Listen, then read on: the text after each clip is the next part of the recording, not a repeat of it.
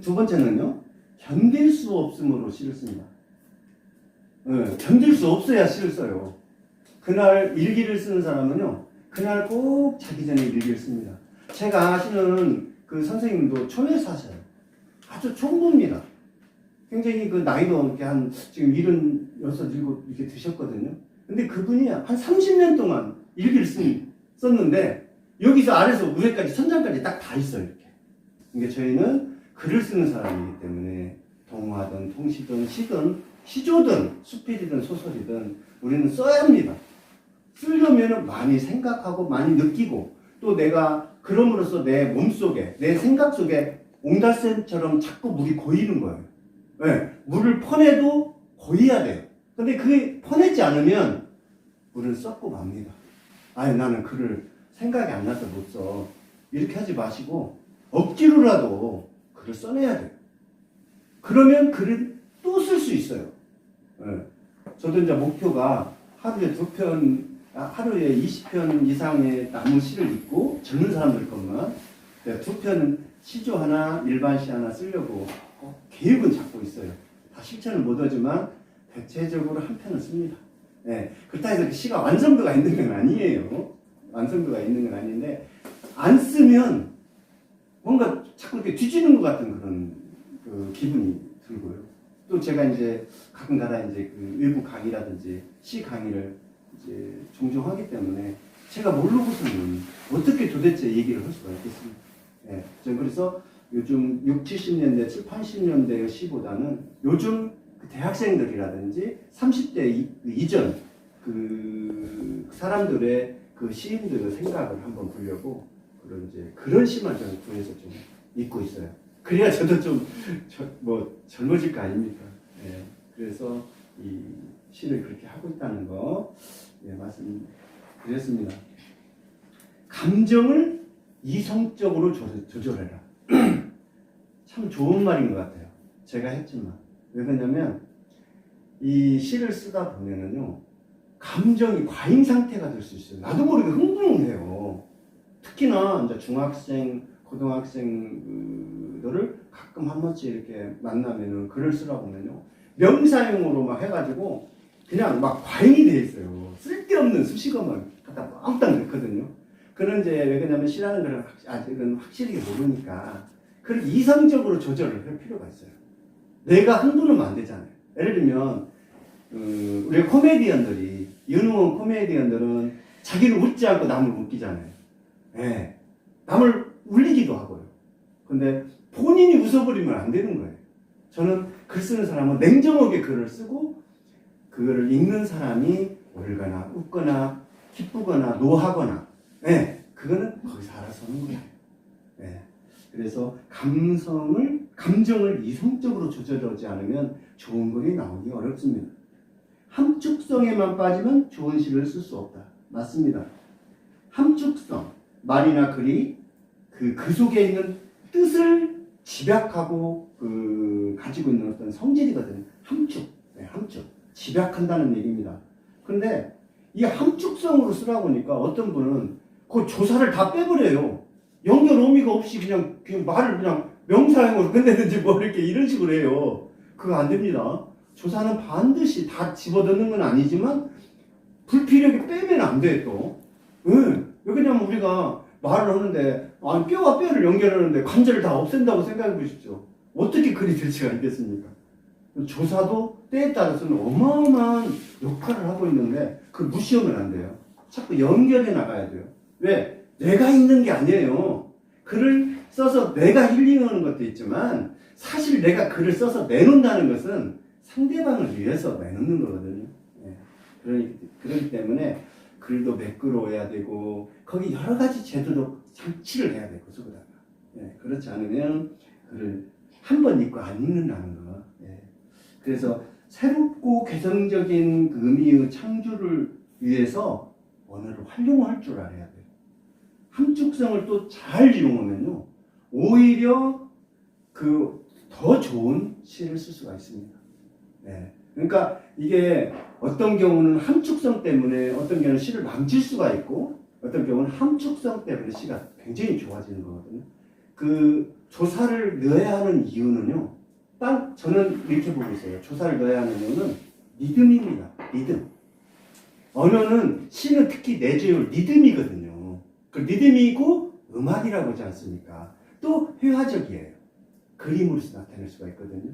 그래서 시를 어떤 분은 가르치는데 마침표를 안 찍는다고 학생들한테 뭐라고 하고 그런 분이 계세요. 그건 안 됩니다. 마침표를 쓰고 안 쓰고는 시 쓰는 그 사람이 알아서 할 일이에요. 네.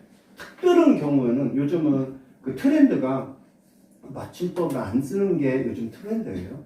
다만 동화나 동시나 그런 또 그림책이나 그렇게 할 때는 맞춤표를 반드시 찍어주고 자기가 이제 어떤 시세계를 분명하게 나타낼 때는 그런 어떤 확장성을 위해서 이렇게 안 찍어도 된다는 거. 찍어도 되고 안 찍어도 됩니다.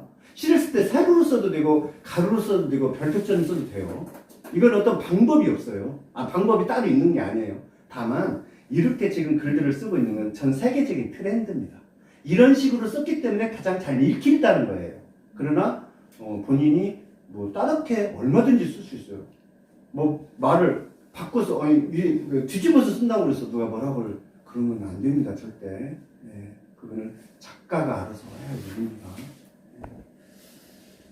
자신의 시를 남에게 설명하지 마라. 제가 이제 수업 시간마다 이 소리를 가끔 하는데요. 제가 이제 어떤 데 보면은 이제 글을 써오라고 그래요. 숙제를 줘요. 그러면 이제 그 숙제를 내요. 제가 이제 좀 이렇게 읽어보고 제 옆에 와서 자꾸 설명을 하려고 그래요. 하지 말라고 그래요, 저는. 왜? 설명을 그러면 전부 본인의 시를 읽는 사람 쫓아다니면서 설명하겠습니까? 안 되는 거예요. 그건 객관성이 담보되지 않았기 때문에 그러는 거예요. 추상적으로 쓰면 안 된다는 거예요. 그리고 그게 관념적이기 때문에 본인은 알고 남은 모르는 거예요. 예를 들면 야, 너 내일 3시에 만나자 이렇게 하는 거예요. 그럼 그 당사자는 장소나 그런 걸 다 알고 있어요. 근데 다른 사람은 당사자가 아니지 않습니까? 3시에 어디서 만나자는 그걸 구체적으로 써줄 필요가 있다. 그러니까 설명을 시 쓰고 설명을 하려고 하면은 그 시는 이미 잘못된 시예요. 네. 그리고 시를 써놓고 거기다 별표 딱 하고 주석을 하는데 시보다 더 길게 다시는 선생님들 계세요. 네. 그거 안 됩니다. 절대 안 돼요. 그거는 주객이 전두돼 버리는 경우. 네. 그렇기 때문에 관념이라든지 추상성을 좀 배제하고 객관성을 가지고 있으면 남에게 설명을 안 해도 잘 남들이 이해할 수 있습니다. 네. 그러면 됩니다. 자, 그래서 견딜 수 없음으로 시를 쓴다. 이 부분에 어떤 또 시가 있는지 우리 한번 낭독 들어보고 가겠습니다. 3분 동안은 감옥이네요. 오늘은 정영숙 선생님이 오셨는데요. 여기 보시면 알지만 오이 먹는 코 동화책입니다. 그 다음에 도요새 이건 그림책입니다. 우리 정영숙 선생님이 오늘 처음 오셨는데 이거 갖고 오셨어요. 대단하신 분이에요. 우리 낭독을 통해서 한번 3분 동안의 감옥을 한번 들어보도록 하겠습니다. 3분 동안의 감옥. 황중하. 겁나면은 뜨거운 감옥. 저 물의 감옥 속엔 너무 일찍 끓어버린 10살의 소녀와 분말수프처럼 건조했던 20살의 소녀와 알몸의 소녀를 칼로 이용하던 정과를 가진 남자와 그 옆에 거머리처럼 들러붙은 옆집 아저씨와 짬뽕 국물처럼 시뻘건 눈으로 구경하던 중국집 배달원이 있다. 30살의 소녀가 감옥을 열고 뜨거운 물을 붓는다. 감옥이 끓어 넘치도록 뜨거운 물이 뜨거운 국물이 되기까지 10살의 소녀가 20살의 소녀가 되기까지 20살의 소녀가 30살의 소녀가 되기까지 용기가 되기까지 기다리고 또 기다린다. 30년 같은 3분이 지나면 뚜껑을 열고 면발을 휘휘 찾는다. 한 젓가락씩 사람들을 일으킨다. 전과를 가진 남자와 옆집 아저씨와 중국집 배달원과 방 한구석에서 울고 있는 10살의 소녀와 분말 수프처럼 건조했던 20살의 소녀를 일으킨다. 후루룩 후루룩 면발을 나눠 먹는다. 후루룩 후루룩 뜨거운 국물을 나눠 마신다. 그렇게 후루룩 후루룩 컵을 비운다. 감옥은 깨끗이 비워도 여전히 감옥이다. 아, 네. 역시 방송인이라 멋집니다. 자주 오셔서 좀 만족해 주시기 바랍니다. 3분 동안의 감옥이에요. 읽으면 읽을수록 좋은 시예요. 네.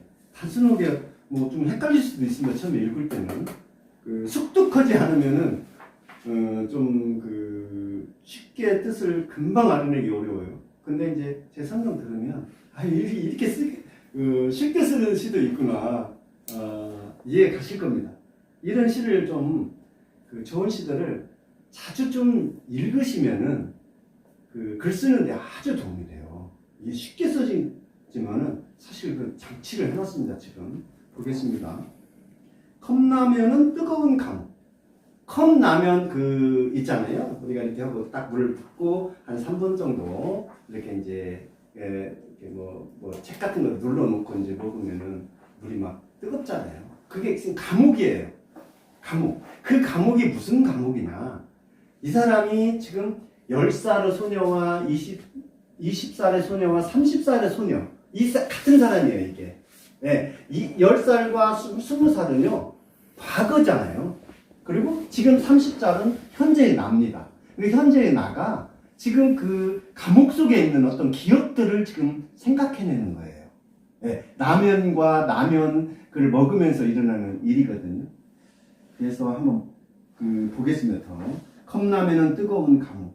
저부루 감옥 속엔. 그러니까 감옥 속엔 이제 결과적으로 누가 있냐면은 소년이 있고요. 아니 소녀가 있고요. 소년이 있고 나쁜 남자 아저씨 배달이 있는데요.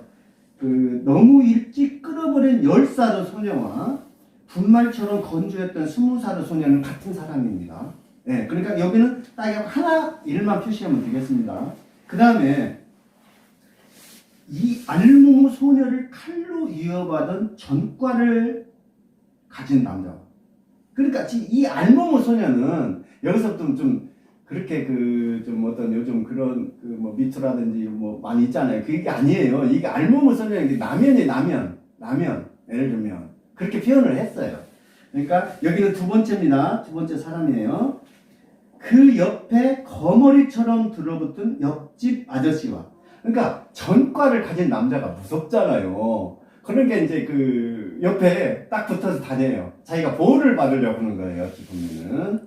네. 그 다음에 짬뽕 국물처럼 시뻘건 눈으로 구경하던 중국집 배달원이 있다. 자, 이건 뭐냐면 하나의 컵라면을 끓였는데 지금 이제 이 사람들이 다 있어요. 이게 저는 그 컵라면 누가 끓였냐? 30살 먹은 소녀가 끓였어요.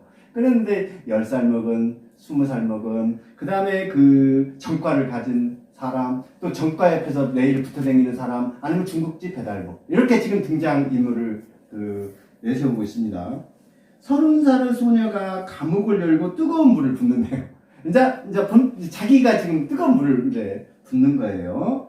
감옥이 끓어 넘치도록 뜨거운 물이 뜨거운 국물이 되기까지. 지금 뜨거운 물을 부수면 나중에 국물로 변하잖아요. 그러니까 참 단순하지만 지금 많은 생각을 하고 쓰는 겁니다. 10살의 소녀가 20살의 소녀가 이제 되는 거예요. 그래서 이제 여기까지만 보고요. 넘기기 전에 제가 퀴즈 하나 내볼게요. 우리나라에서 라면이 처음 언제 나왔겠습니까?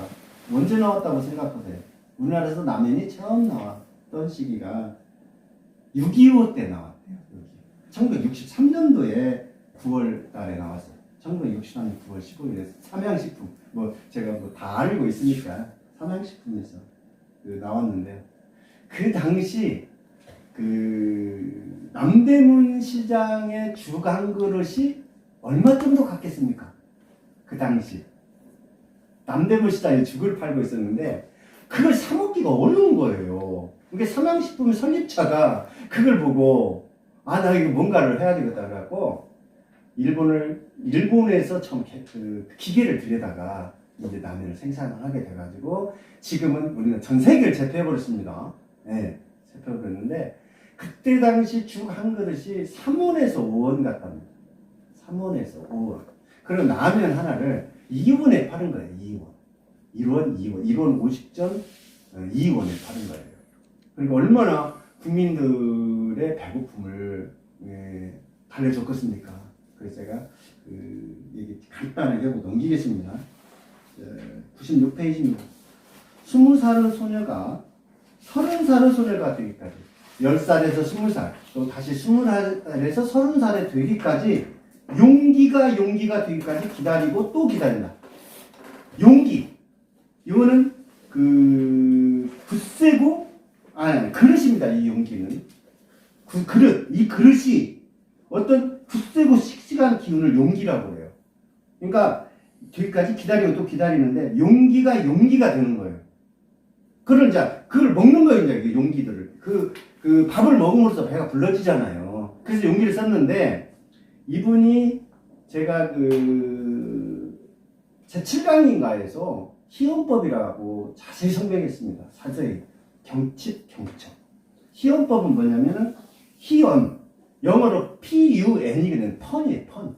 네, 펀인데 같은 소리가 나거나 소리는 유사하지만 뜻이 전혀 다른 말을 사용해서 비유법이거든요. 근데 요즘 그 젊은이들이 굉장히 많이 써요, 이거를. 예를 들면 예를 들면 논에서 나는 피, 듬성듬성 나와서 피살이 한다고 하잖아요. 그 피와 사람이 흘리는 피, 이런 식으로 논에서 나는 집, 피읍을 우리가 우리 집당 이렇게 해가지고 이 글을 써요. 그래서 이제 이런 경칩 또 경첩 이렇게 하는데 이 희원법을 잘만 사용하면 굉장히 시가 증폭됩니다. 의미가 확장이 그만큼 되기 때문에 이거를 좀 이런 시들을 좀 읽을 필요가 있어요. 그래가지고 이 기법을 확실하게 알아놓으면 굉장히 의미를 크게 할 수가 있습니다. 이 굉장히 그런 단어들이 엄청나게 많이 있어요. 그러니까 서로 완전 상이한 그 단어를 갖다가 소리가 같다는 이유로 이게 만들어내는 겁니다. 그거를 희언법이라고 그래요. 30년 같은 3분이 지나면 뚜껑을 열는 30년 같은 3분이래요. 왜 그러냐면 기다림이 그렇게 저거 물 부숴놓고 기다리려면은 빨리 먹고 싶은데 지루하잖아요. 예. 그렇기 때문에 어떤 자식이 버스를 내리고 분명히 집으로 와야 되는데 기다리잖아요. 20분, 30분 하루가 너무 지루한 거예요. 기다림은 하나의 그리움. 네. 기다린다는 것 자체가 그리움. 30년 같은 3분이 지나면 뚜껑을 열고 면발은 이제 휘졌죠. 서로 이제 퍼주거나 또 이제 서로 이렇게 한 젓가락씩 먹으려고 한 젓가락씩 사람들을 일으킨대요. 그 사람을 이제 4명이 앉아 있었으니까 한 명이 지금 이제 서서 이렇게 휘젖었으면 3명이 이제 딱 일어나잖아요. 젓가락 가지고 이제 그 옆으로 싹 모여드는 겁니다. 전과를 가진 남자와 옆집 아저씨와 중국집 배달원과 방 한 구석에서 울고 있는 10살의 소녀. 또 과거를 생각하는 거고. 없지만 있는 걸로 생각하는 거예요. 본인입니다. 분말처럼 건조했던 20살의 소녀를 일으킨다. 후루룩 면발을 나누어 먹는다. 후루룩 뜨거운 국물을 나누어 마신다. 그렇게 후루룩 컵을 비운다. 그러니까 알무무 소녀를 이렇게 치다보고 힐끔힐끔 했던 그 전과 있는 남자, 그 전과하고 같이 있는 남자가 붙어다니는 사람과 또 중국집 그 배달원이 이게 어찌 보면 이제 모든 걸 화해를 한 거예요, 지금. 예, 여기 내용 속에는. 예, 여기다 화해라고 이런 말을 써버리면 이제 이 시는 버리는 거죠. 예, 은유적으로, 그거를 사람이 생각하는 것, 예, 거기에 따라서 감정이 펼쳐지도록 한 겁니다. 자, 그 다음에는 아주 중요한 사유가 있습니다. 이런 부분을 사유라고 해요. 꼭 줄치고 몇 번씩 읽어봐야 됩니다. 감옥은 깨끗이 비워도 여전히 감옥이다. 그렇죠? 우리가 교도소 방이 사람 한 명도 없는 죄수가 없다 하더라도 감옥은 감옥이에요. 그래서 그 기억의 감옥입니다. 여기서는 기억의 감옥. 그러니까 이거를 이런 경우 아주 사유니까 몇 번 이렇게 해서 그 마지막을 참 결부를 잘 했습니다. 그래서 좋은 글 한 편 선생님들로 읽어봤습니다. 다음에는 비닐봉지입니다. 비닐봉지. 우리가 이제 흔히 봄에는 바람이 가장 사계절 중에 많이 불잖아요. 봄에 가장 바람이 많이 부는 이유를 알고 계시는 선생님? 봄에 여름보다 훨씬 많이 붑니다. 봄에 바람량이 많아요. 그냥 저는 시적으로 이렇게 풀이하겠습니다. 물론 다른 뜻도 있어요. 만물이 소생할 때 나무 대지를 흔들어 깨우기 위해서 이 바람이 분다. 저는 그렇게 말하고 있는데 그것도 정답의 하나입니다. 네. 그래서 봄에 나무가 그런 말 있잖아요. 나무가 흔들리잖아요. 바람이 흔들어야 이 세포가 형성층이 이렇게 흔들리면서 나무가 키가 큽니다. 굵어지기도 하고요. 네. 그래서 그런 다 이유가 있습니다. 그걸 모르고 그냥 나무에 대해서 글을 쓴다든지 하지 마시고 좀 알면 그 내면에 들어가서 이렇게 해야 되잖아요. 그래서 이제 제가 강의 때마다 이제 이런 시쓰기법에 대해서 말씀드리는데 나무에 대해서 만약에 글을 쓰라 보면은 시를 겉핥기식으로 하는 분들은 나무를 포괄적으로 쓰려고 막 노력해요. 네, 나무 이파리에 별이 다 앉았다, 내려왔다, 올라갔다. 이제 이런단 말이에요. 근데 저는 그렇게 쓰지 마시라 부탁드려요. 나무 한 그루가 있으면 거기에 이파리 하나, 삐딱하게 생긴 이파리 하나 있죠. 다 나무 잎이 다 손바닥 많은데 그중 하나 조그마한 이파리 하나. 또 나무 이파리가 하나는 다 적은데 그 중에 좀 큰 이파리 하나. 아니면 떨어진 이파리 하나. 또 하늘만 쳐다보고 있는데 땅을 바라보고 있는 이파리 하나. 그걸로 글을 쓰라. 나 그렇게 꼭 말씀드려요. 그래야 이게 시가 작은 것은 커지게 되고 큰 것은 작게 되는 겁니다. 그래야 남들과 차별화된 나만의 캐릭터를 가질 수가 있어요. 나무를 쓰라고 전체를 쓰려고 숲길처럼 쓰려고 덤비면 안 됩니다. 옛날에는 그렇게 했어요. 많이 그렇게 했는데 지금은 그렇게 하지 마시라. 그 하나만 개성 있는 거 독특한 거 하나만 가지고 전체를 덮어야 돼요. 그러든지 아니면 그 개성 있는 거 하나만 가지고 그 의인화 시켜서 사람과 같이 만들어줘야 돼요. 그 이파리 하나를 사람으로 만들어야 돼요. 그래야 좋은 시가 됩니다. 서정적으로 이제 쓰되 어떤 시를 써도 의인화를 시키면 잘 익혀요. 사람들이 좋아합니다. 그러니까 그 글들이 언어들이 막 걸어다녀야 돼요. 네. 그래서 낯글자가 딱 낮에는 막 풍경을 향해서 걸어가고 있어요. 그러다가 밤이면 또 낯글자가 하나의 언어로 딱 나무라는 언어로 딱 되거든요. 이럴 때 시가 되는 거예요. 그러니까 시는 멀리 있는 것이 아니다. 네. 너무 포괄적으로 생각하지 마라. 어떤 시제가 나오면 포괄적으로 생각하지 말고 그 중에서 하나만 선택해서 그걸 끝까지 물고 늘어지는 거예요. 그럴 때 독자도 파고 들어가서 계속 그걸 읽으려고 그러지. 딱 한 두 줄 딱 읽고 두 행점도 읽고 안 읽어요. 누가 읽겠습니까? 그걸 뻔한 건데 결말이 지금. 자, 근데 이제 또 비닐봉지 한번 보겠습니다. 비닐봉지에 대해 얘기가 나겠네요. 흔히 있는 비닐봉지입니다. 차들이 검은 비닐봉지 하나를 연신치고 달아난다. 차들이요. 그런 경우 많잖아요. 도로 달리다 보면 퍽퍽 소리 납니다. 그것도 안 치려다가 사고 나는 사람 많이 있어요. 특히 고속도로에서는 동물 보호 있잖아요. 그거 있을 때 동물이 나타나면 그걸 그냥 어느 정도 그냥 별 수 없이 그냥 어쩔 수 없이 치하던데요. 그러다가 만약에 100km, 80km 이상 가는데 대부분 고속도로는 100km 정도 되잖아요. 핸들을 딱 꺾으면요. 그냥 사고 날 확률이 아주 높답니다. 그러니까 핸들을 함부로 확 조작하면 안 된대요. 그래서 그 고속도로에서 제 친구도 그렇게 해서 사고 나가지고 큰 부상을 입은 예가 있습니다. 비닐봉지는 힘없이 떴다 가라앉았다 가라앉다 하면서 찢어질 듯 커다란 아가리를 벌리지만 도통 소리가 없다. 근데 이제 소리가 있을 수도 있고 없는데 이제 문인 선생님께서는 소리가 없다고 그랬습니다. 근데 아가리는 입의 사투리예요. 입. 우리 그 사람 입. 예, 이게 입의 사투리인데 원래 그 물고기라든지 다른 그 동물들 있잖아요. 그거를 아가리라고 그렇게 원래 그 표현을 해줘야 돼요. 원래는 입이라는 것보다는 가들은 아가리예요. 그리고 그 비닐봉지라든지 어떤 구멍, 예, 그 사물의 구멍 이런 것들을 그 아가리라고 합니다. 여기서 도통은 아무리 해도 따질 것도 없이 그 뜻이에요. 소리가 없다. 연속으로 들이닥치는 무서운 속력 앞에 계속 지금 차가 치기도 하고 그런 비닐봉지가 우그로 올라갔다 또 바람 빠지면 내려왔다 또 치고 또 옆으로 밀리고 또 그러면 또 치고 그러는 겁니다. 뒤에 앞에 뒤에 두둥실 웬 허공이 그리 너그러운지. 허공이 너그러워요. 비닐봉지가 일로 날라도 받아주고 저쪽으로 가도 받아주고 저쪽으로 가도 받아주고 이래서 이걸 허공이 너그러운 허공이라고 표현된 겁니다. 아주 잘 됐죠. 누군가의 발목에서 떨어져 나온 그림자. 발목에서 우리는 항시 그림자를 흔적은 없지만 떨어져 나와요. 네, 그림자가요. 그늘인 것 같다.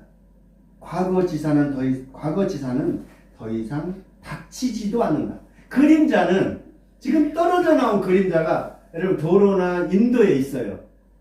근데 다른 분들이 받고 가요. 그래도 다치지 않아요. 그 뜻입니다. 좀 많이 같죠. 떨어져 나온 그림자는 과거지사예요.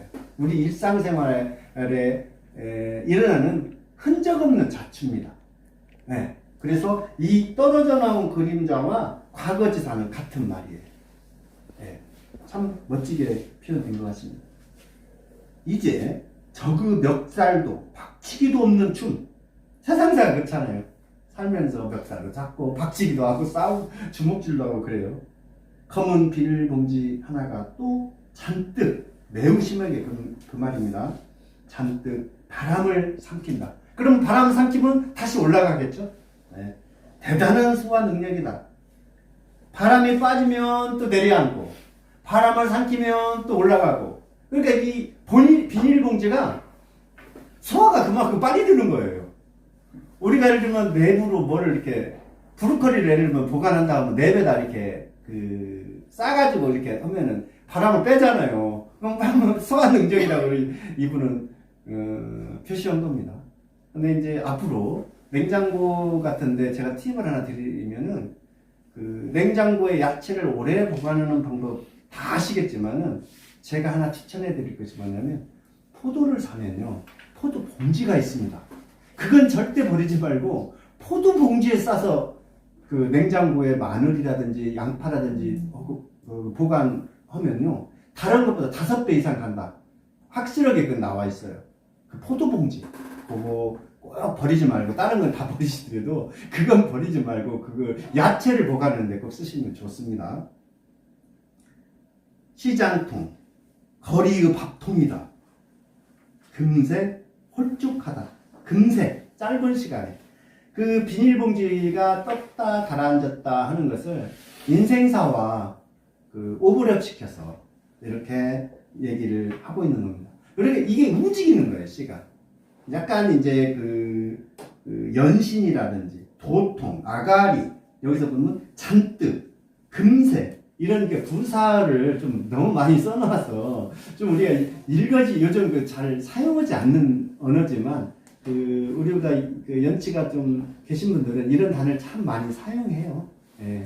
근데 그러더라도 선생님이 써놓으신 이 시를 보면서 참 많은 생각을 하게 됩니다. 그 비닐봉지를 하나가 우리 인생사를 오버랩 시켜서 쓴 시다. 이렇게 말씀드리고 싶습니다.